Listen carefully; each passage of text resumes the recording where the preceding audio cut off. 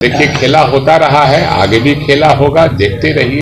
यहाँ का जो सीएमओ है वो उसका कंट्रोल जो है भाजपा के नेताओं के पास है। क्या बिहार में सच में कुछ होने वाला है? क्योंकि दिसंबर का महीना है। पिछले साल भी जब दिसंबर में ये अफवाह उड़नी शुरू हुई कि नीतीश चाचा मूड बना रहे हैं, नीतीश चाचा पलटी लेने वाले हैं, सोशल मीडिया पर जब ये अफवाह चलनी शुरू हुई, ठीक उसके एक महीने बाद जनवरी आते आते नीतीश चाचा जो इंडिया गठबंधन की रेलगाड़ी चला रहे थे, अचानक एनडीए वाले इंजन या रेलगाड़ी में सवार हो गए और बताने लगे कि नरेंद्र मोदी ही प्रधानमंत्री होंगे।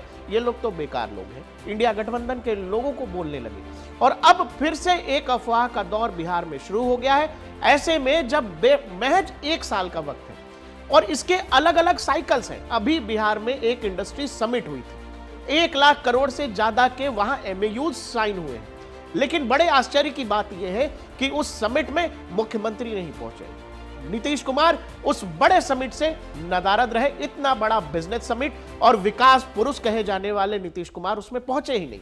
बताया गया कि नीतीश जी बीमार हैं और एक और अंदेशा जो इसके पीछे है वो ये कि नीतीश बाबू पहुंचे इसीलिए नहीं क्योंकि वहां अडानी भी आ रहे थे।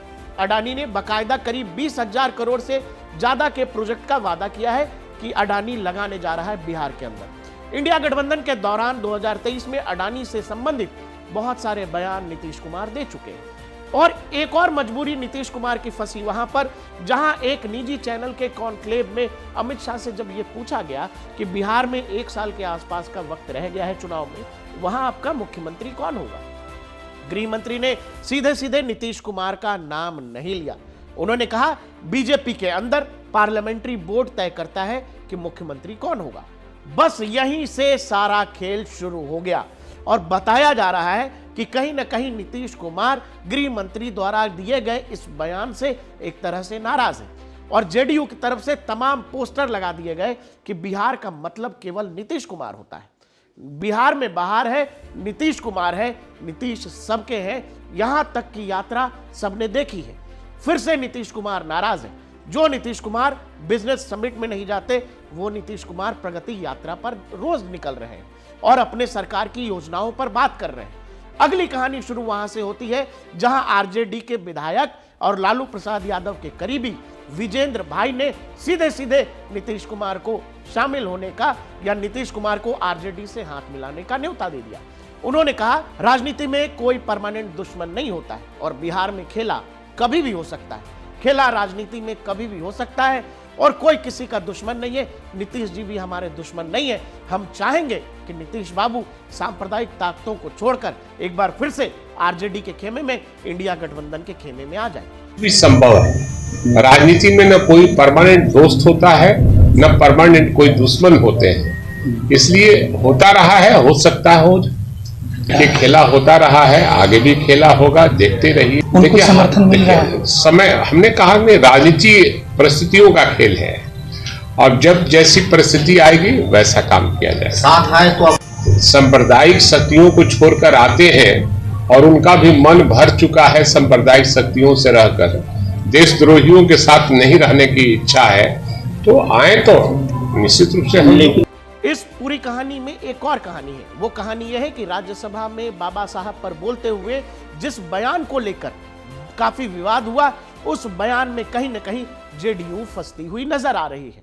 पहले नीतीश के नेताओं का अमित शाह का बचाव करना, बाद में बिल्कुल मौन धारण कर लेना, बिजनेस समिट में मुख्यमंत्री का ना जाना।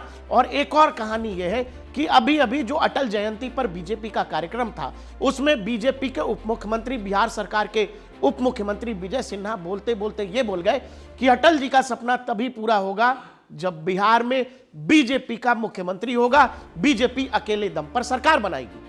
और अगली लाइन यह है कि जेडीयू के नेता कहने लगे कि मुख्यमंत्री नीतीश कुमार है और नीतीश कुमार ही रहेंगे।